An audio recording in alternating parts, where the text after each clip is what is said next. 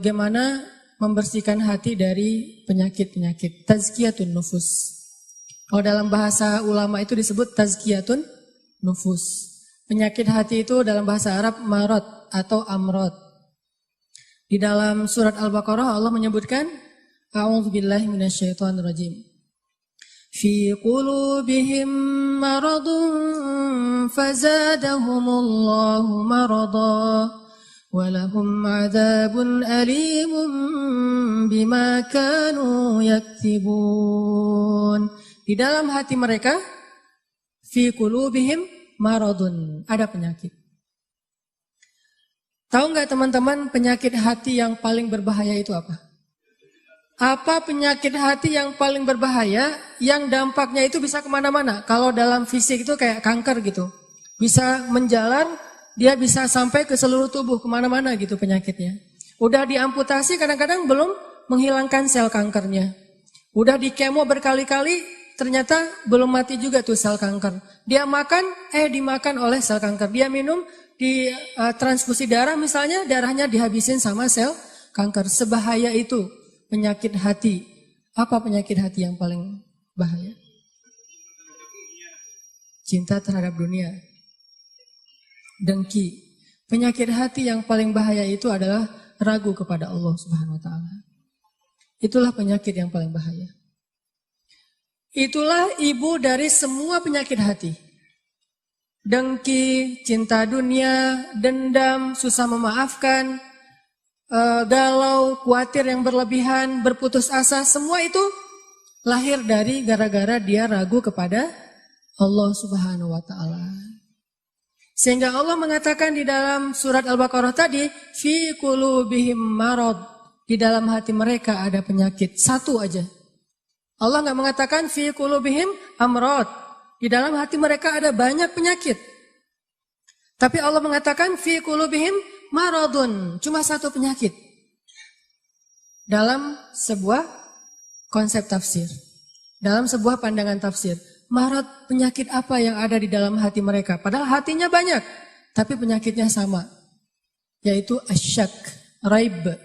Di dalam awal surat Al-Baqarah Allah mention kita, dzalikal kitab la raib, tidak ada keraguan. Nanti di halaman berikutnya Allah tegaskan lagi, wa in kuntum fi raibim mimma nazzalna ala abdina fa'tu bisuratin. Kalau kalian masih ragu, jadi di awal Allah sebutkan bab ragu, di halaman berikutnya ada masalah ragu, di tengah-tengah Allah katakan fi qulubihim marad. Itulah penyakitnya. Sehingga ketika orang ragu kepada Allah, dia akan banyak modusnya. Ya, orang kalau ragu sama Allah banyak modus. Bahasa modus dalam surat Al-Baqarah apa? Modus itu dalam surat Al-Baqarah khida.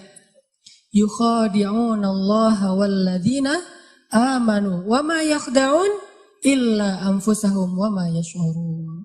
Mereka pakai banyak modus untuk mengelabui Allah Subhanahu wa taala dan orang yang beriman. Padahal mereka hanya membohongi diri mereka sendiri. Penyakitnya karena ragu sama Allah Subhanahu wa taala. Ragu tentang apa? Ragu tentang kebesaran Allah Subhanahu wa taala. Bahwa Allah Maha Kuasa, makanya dia menjadi orang yang gampang khawatir. Khawatir muncul karena dia nggak yakin kepada kekuasaan Allah Subhanahu wa taala. Kalau dia yakin kepada kekuasaan Allah, begitu ada masalah, dia tinggal katakan hasbi Allah, cukup buat saya Allah. Kalau dia yakin kepada Allah, lalu ada masalah, dia hanya mengatakan la haula wala quwata illa billah, maka selesai semua masalah di dalam dirinya. Walaupun mungkin masalahnya belum selesai, tapi dalam hatinya masalah itu udah selesai. Dan itu awal dari kebaikan. Jadi masalahnya adalah kita yakin gak nih sama Allah?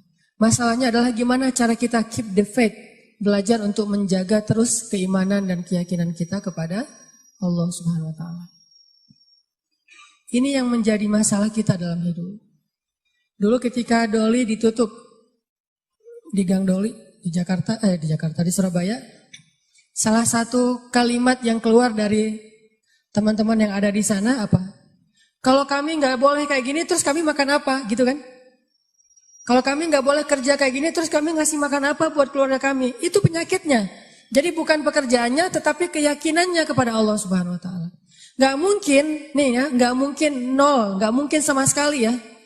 Ada orang yang meninggalkan sesuatu karena Allah terus jadi terlantar dan terlunta-lunta, itu gak mungkin sama sekali.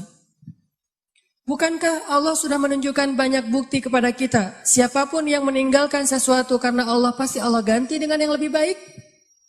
Musa meninggalkan Mesir karena perintah Allah, Allah ganti dengan Palestina.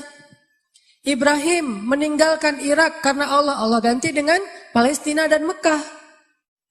Nabi Muhammad SAW meninggalkan Mekah karena Allah, Allah ganti dengan keluarga baru di Madinah.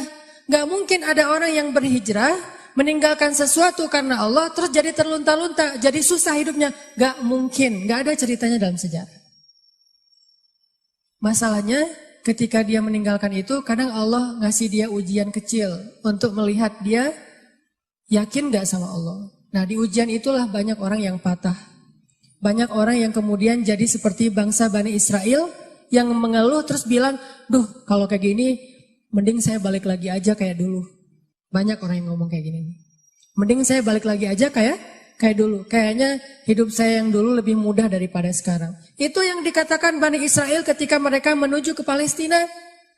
Ketika mereka di tengah jalan, mereka bilang, tahu kayak gini kita mending balik lagi aja ke Mesir kayak di zaman Firaun. Ternyata sama aja nasib kita di tangan Firaun dengan di tangan Musa.